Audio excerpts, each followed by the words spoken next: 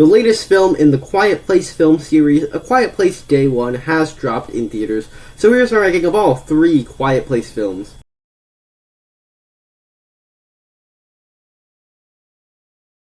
Hi, my name is Nathan, and I talk about a bunch of movies and TV shows on this channel. If you're new here, down below in the comment section, share your ranking of the 3 Quiet Place movies over on my channel. I have more rankings like this. Check those out once this video is over. And if you enjoyed this video, click the like button and be sure to subscribe because that really does help a lot. And with all that said, let's just get straight into the ranking. In last place for me, A Quiet Place Day One. This is the latest film in the Quiet Place franchise. It's the one that dropped last week. And unfortunately, I don't think it's nearly as good as Part 1 or Part 2. It's a movie, while I still enjoyed it, I thought it was fine, but it never reached the heights, the standards of what I expect from the Quiet Place franchise. I think there are a lot of things that do work about this movie, in particular the new setting in New York, which just gives for a bunch of cool shots in the film and gives the movie a more of a fresh, newer vibe and something that we haven't quite done before because it is a new setting. And I was a little bit skeptical going into this movie because I was afraid that because it wasn't focusing in on the family from the first 2 films, I didn't think it would be as compelling. But this one has character journeys to it, just in a different way than A Quiet Place's Part 1 and 2 have. And as always, these movies just play great in a theater where the thrills are still present, and because the characters and the movie in general in nature is so silent, it plays great in a dark room in a theater. And so I enjoyed all those aspects of it, but I also found this to be a very flawed film.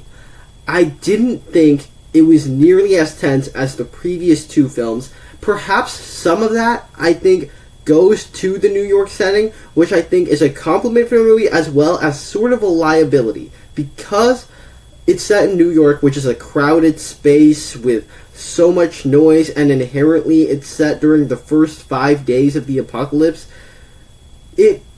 because there's so much people in the background of the movie, so many extras, I think it doesn't particularly, while you're focusing on one character, there are just so many other people, which just make it less tense for me, while still being a movie that is very thrilling.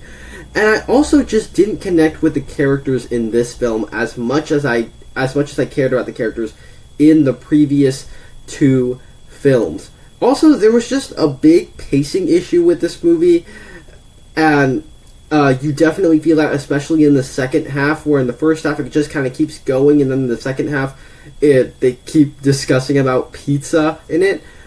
And so, for me, I just wish, especially in the second half, it had more creatures in it to keep the momentum going a little bit more. So in general, not a bad film, but just one that's very, very flawed for me and doesn't reach the heights of the first 2 films.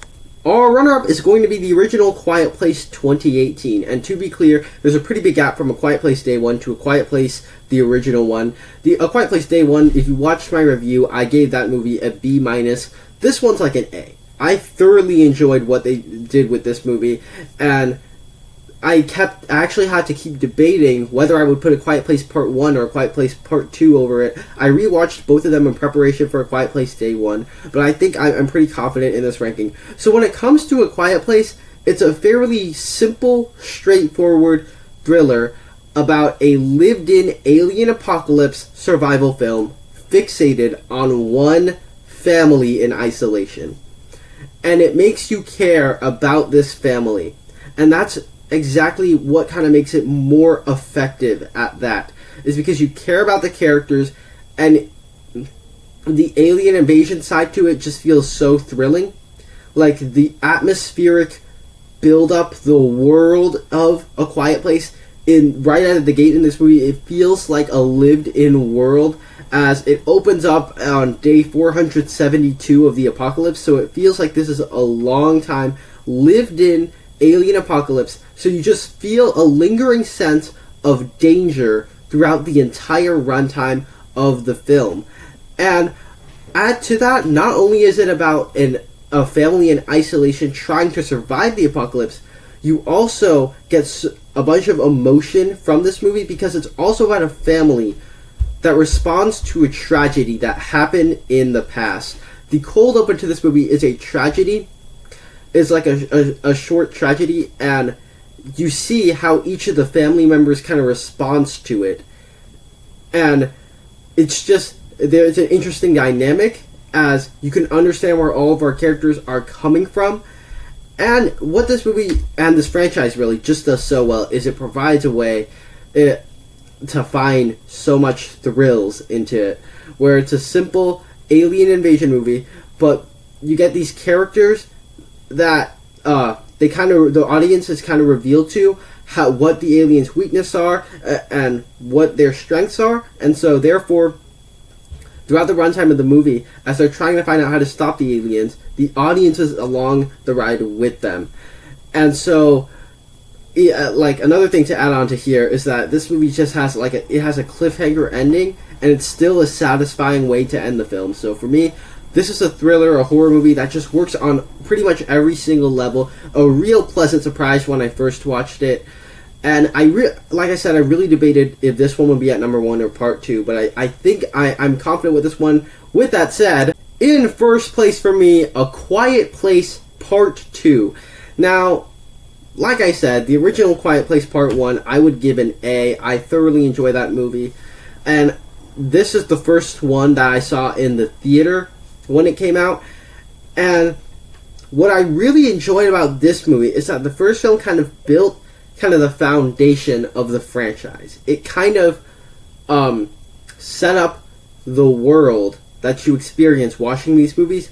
And this one just expands on that world. And on that, on the foundation that was laid by the first film. And what I mean by that is that this film is a lot more so an adventure film than the first film is. The first film is kind of only set at this one location at the farmhouse. But this one expands on that because you get the remaining members of the family going out into the open world, where there are potentially more dangerous creatures out there. And in doing so, I think it provides something a little bit new to the franchise while very much having the same tone and vibe of the original film. And because it's more of an adventure, I would say it's more kind of my style of movies, which is why one of the reasons I place it above the original Quiet Place. Add to that, you just get some really great new compelling characters. In particular with Cillian Murphy, as he's his character. He's deeply broken about something that happened in the past involving this alien apocalypse and is trying to recover from that.